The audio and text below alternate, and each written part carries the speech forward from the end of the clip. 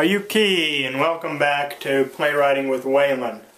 I am currently working on the baskets, a project that I'm going to take to the Piggyback Fringe Festival in Wakefield, Quebec this summer. What I'm doing right now is I'm working on the script for it. And since it's a storytelling play, I feel that theater, not just storytelling theater, but all theater, is oral literature.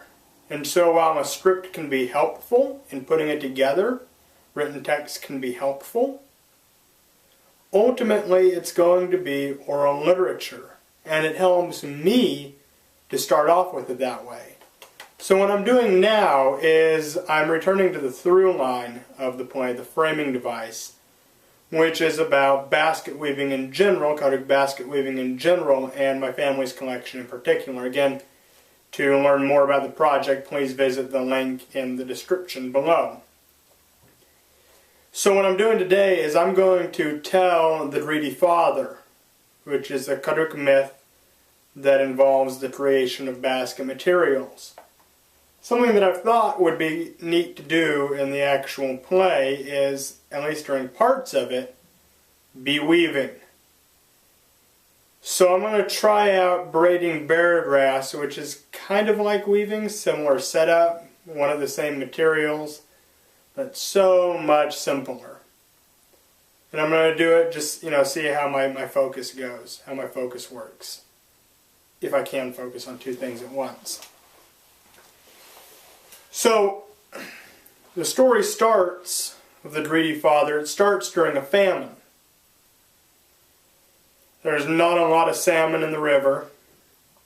And so this family, they're on short rations. And the dad, he's been out fishing all day and he's caught one salmon. And he's feeling pretty hungry, he's feeling pretty weak. And ooh, that salmon looks good. But he does have 5 kids and a wife at home. Theoretically, he should bring the food back to them, but oh, he is so hungry. And I mean, he's doing all the hard work, right? He's out there working hard, fishing all day. He needs a little bit more nutrition to keep him going. So in the long run, it's good for everybody. So he cooks up the fish and eats most of it. And he packs the head and the tail back up the trail, and he's coming up to the house and he says, "Kids, I got the tail for you." And oh, are they just happy to be able to eat something. So they run out and they gobble that head and that tail down. And oh, hey, this worked out pretty well, thinks the dad. So, next day, he catches another fish. Comes back, "Kids, I got the tail. There were a lot of beggars down by the river and I had to give a lot of it away, but I got the head and I got the tail. And oh, this ruse is working really well. The kids, they're just happy for anything they can get. And he's not particularly well fed, but he's better fed than he would have been if he would have, saved them the body of the fish." Well, his wife is starting to catch on, starting to think, what's going on here? There sure are a lot of beggars. He sure is generous, and to be honest, he can be kind of a stingy guy. I bet he's holding out on us.